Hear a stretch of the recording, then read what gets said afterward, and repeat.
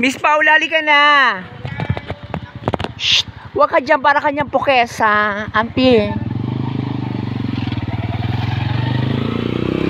Halika na dito, lakad tayo doon. Si Auntie Paula, pok-pok lang ang peg. Ang mga bakla. Sinadisyon ni ba ano, gorgeous, opak. Mga virgin. Kasama kayo mga virgin. Aura-aura kami sa Syonganiban. Oh, eksena.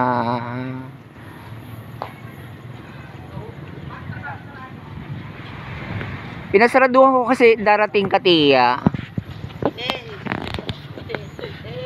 Ganda oh, mga baby boy.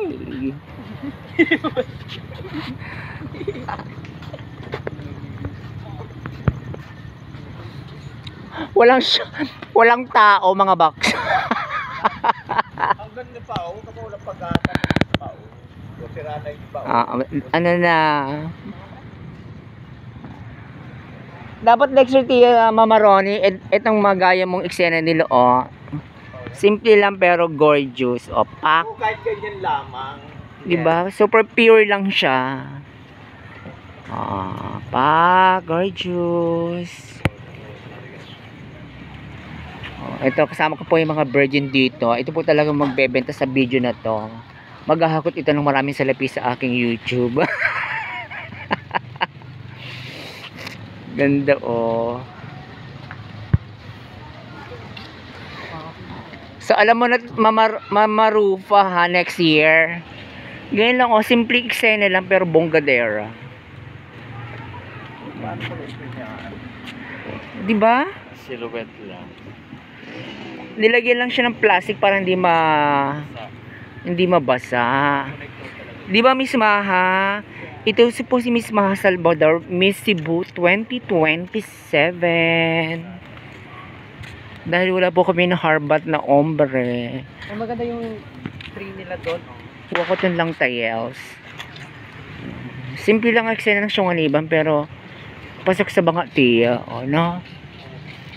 Yung mga ganyan, o. Kasi napupunta yung mga ilaw kasi sa tubig. Pero gorgeous yan, Tia. O, diba? Simple lang siya. Pero gorgeous.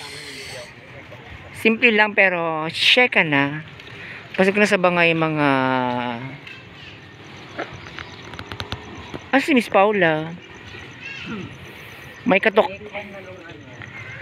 katok show na naman si ate. May talk show siya. Grabe. Tingnan mo si Inday, napagod na. Paano? Oh, diba? Simple lang, Tia, pero eme na.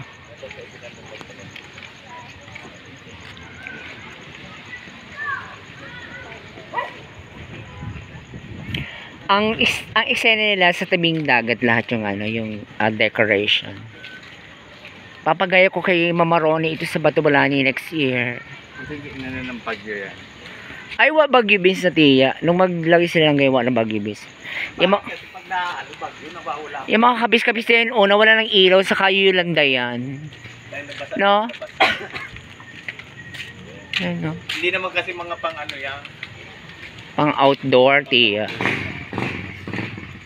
Ay, nakakaloka. Andito si Jufatra. Jufatra, Tia. DS pala si Jufatra. Ang dirty dyan, Jufatra dyan, Tia. Jufatra.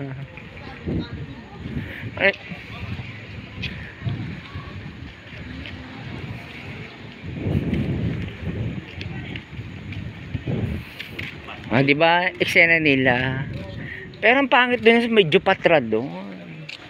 Wana jilaw kasi lagi nayulandahan.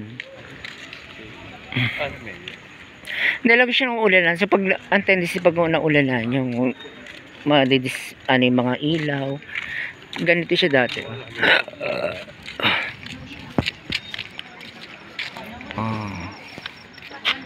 Wala Gilaw. Ano na, Pundi R na yung iba. Oh, pak. Anik. Bongga sana dito eh.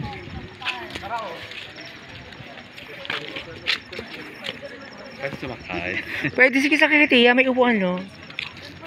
Pwede ditong sumakay. Oh, pak. Pundido ang taas. Masyadong basa sa ulan pag ganyan. Patay na yung iba. Sabay takas na. Skip down. Please down. And then, Stop. Stop. Stop. Mga punding. oo, sa kaulan kasi yan, Tiya. O, tulad dito, oh. Yung sa taas nung, ano, napundin ay mga ilaw. Pero, simple siya na gorgeous. O, tulad dito, o, Tiya, pak. Waling ng mga ibang ilaw.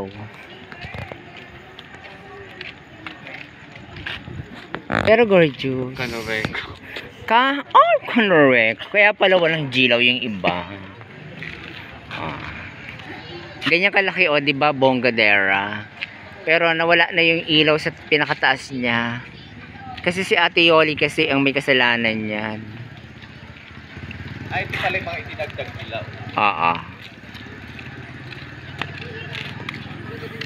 O, 'di ba? Next year papagawa ko sa Batubalani ito. Napagawa ko next year sa Batbali, hanging bridge naman. Wow! Bongadera. Ano baga? Alala natin yung hanging bridge ko. Maganda na pekino. Maganda yan.